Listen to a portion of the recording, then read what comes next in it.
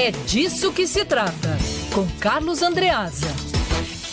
Hoje aqui em nossos estúdios, alô Carlos Andreasa. Fala Lacerda, Isabelle Rangel, nosso ouvinte querido. Eu gostei, Lacerda, de fazer essa coluna daqui, hein? Volte sempre. De vez em quando eu venho visitar vocês. É bom. Tem um cafezinho ali também. André. Melhor a sua companhia do que a de Rodolfo Schneider, É. eu diria, mais agradável. O Lacerda, é o seguinte, vamos lembrar o que aconteceu aí nesse assunto, né? É um assunto muito delicado, não dá para polarizar, não é assim ou assado, tem muitas nuances nesse debate. Então houve uma demanda a partir de um partido político, mas ligado a grupos sociais, né? Ligados às comunidades que se sentem afetadas pelos excessos de operações policiais, pelos excessos das operações policiais. Isso aconteceu e o Supremo decidiu, primeiro, em caráter liminar, pelo ministro Edson Fachin, pela interrupção das operações, porque é isso, não, tem que ter autorização, mediação judicial, na prática, né? Como a polícia recebeu aquilo? Recebeu como uma proibição. Ninguém quer correr o risco de desafiar a autoridade do Supremo, o uso da palavra exceção, né, que justificaria a operação é muito vago. Com isso se cancelou a operação policial, depois o corpo do Supremo Tribunal Federal ratificou, né, como colegiado a decisão de Luiz Edson Fachin. Ato contínuo, o mesmo grupo que havia movido a ação de partida entrou com um novo pedido, é quase como se fosse um pedido por esclarecimentos. O que está contido nessa decisão? E aí se propunha alguns tópicos, né?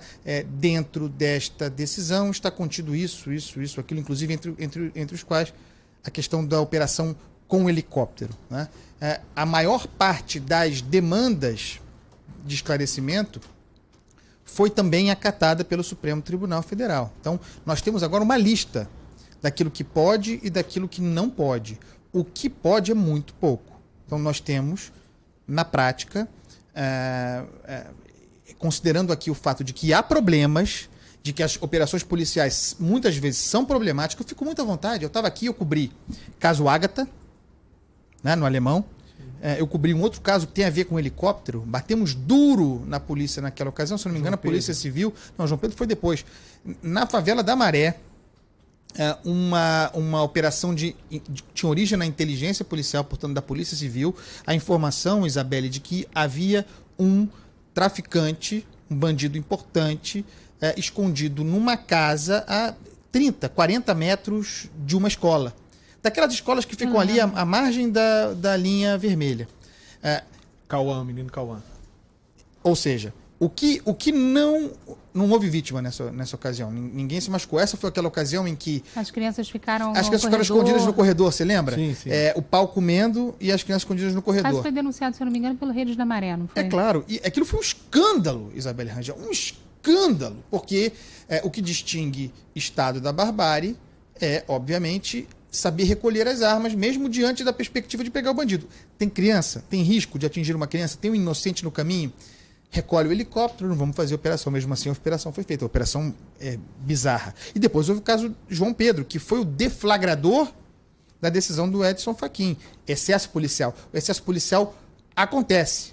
Aqueles que entraram com a demanda no Supremo defendem que o excesso é a regra, né? E isso foi o que prevaleceu na decisão do Supremo Tribunal Federal. Qual é a minha crítica?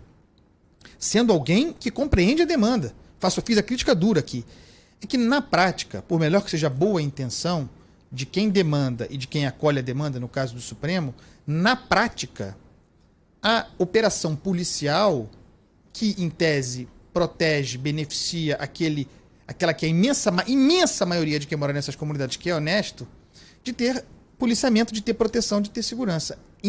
Na prática, portanto, em tese, se evita o excesso das polícias. Na prática, o que fica determinado é que, alô bandido, que a atividade criminosa continua a acontecer. A boca de fumo continua a acontecer, as execuções continuam a acontecer, o micro-ondas continua a acontecer, a expansão territorial continua a acontecer, a disputa entre facções continua a acontecer. Na prática, portanto, o recado que essa decisão passa ao bandido é que ele tem liberdade. Ele já se sentia livre para ser proprietário, mandatário de vastos terrenos da sociedade, terrenos do Estado. Mesmo com a operação policial podendo acontecer. Quando você diz que a operação policial não pode acontecer, você informa ao bandido que ele pode ficar à vontade, não apenas para manter o seu espaço, né, a sua expropriação do espaço público, como para expandir, como para avançar a guerra. Você tem um inimigo a menos.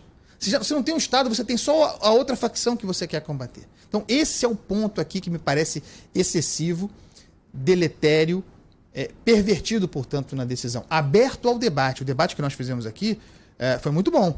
Mostrou os pontos são legítimos.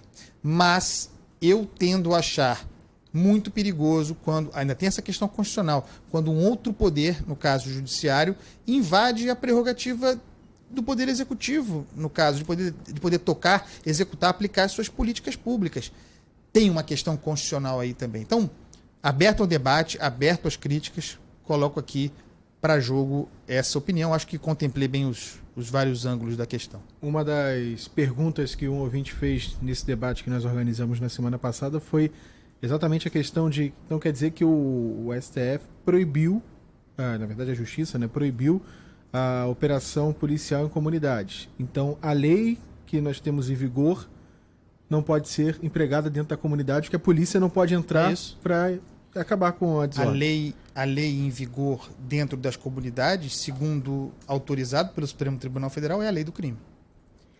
Tem uma questão também muito forte, que é a perda de território mesmo, né? Que a gente está falando, Andreasa. Tem uma questão que ela é silenciosa e que vem acontecendo de uma maneira muito extensa, principalmente durante esse período da pandemia, que é a colocação, por exemplo, de barricadas. Isso. Você impede não só a chegada da polícia até o local, como também de serviços, correios, ambulância, o morador de ir e vir das suas casas, em locais, inclusive, que nunca foram dominados por facções criminosas e passaram a ser dominadas nesse período, agindo no vácuo e nas brechas das decisões. O aumento da ocupação do espaço, você expande fronteiras, é uma lógica, é a lógica da guerra.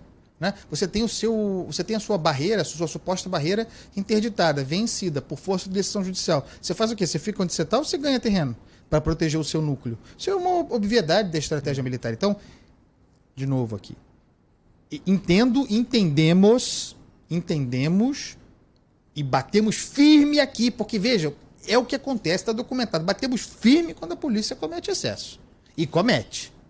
Caso João Pedro, um caso escandaloso. Mas não se pôde fazer a reconstituição da morte do menino João Pedro, tudo indicando tendo sido assassinado pela polícia, tudo indica, a investigação está em curso. Não se pôde fazer a reconstituição do caso. Por quê? Então veja, o caso deflagrador foi o do menino João Pedro. Então, você toma uma decisão. Qual o impacto da decisão? Atrapalha o desfecho do caso de João Pedro, a investigação do caso de João Pedro. É o resultado imediato da interferência do Supremo numa prerrogativa que é do Executivo, pessoal. Então, vamos ver, porque tem o seguinte, conversava mais cedo com o Cristiano Pinho, que é o nosso, hoje foi definido como aquele, qual é o nome daquele rapaz que cozinha na televisão? Um bonitão casado com a Fernanda Lima, qual é o nome dele? É Rodrigo Hilbert. O Cristiano Pinho, Rodrigo Hilbert, da Band News FM. Eu conversava com o Pinho porque me parece que a decisão original do Supremo, a decisão maior, era referente ao período de exceção, período de calamidade. Mas essa segunda etapa, que transformou em tópicos as questões, as interdições, fica a dúvida sobre se ela está contida nesse período de tempo ou se ela tem caráter permanente. Então, a gente vai ter brigas judiciais aí, longas a esse respeito. E nós aqui estaremos para tratar do assunto.